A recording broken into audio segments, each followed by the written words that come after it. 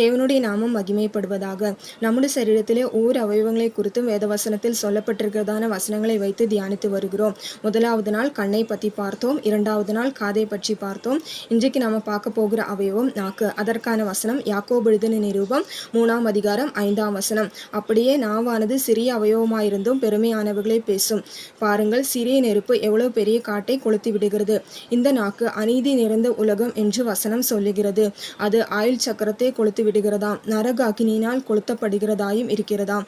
ஆகையால் நீங்கள் தேவனை துதிக்கிற இந்த நாவினால் யாரையும் சபிக்காதீங்க, அவிசுவாசம் உள்ள வார்த்தைகளை பேசாதீங்க, பெருமையானவைகளை பேசாதீங்க. ஏனெனில் மரணமும் ஜீவனும் நாவின் அதிகாரத்தில் உள்ளது என்று வசனம் சொல்லுகிறது.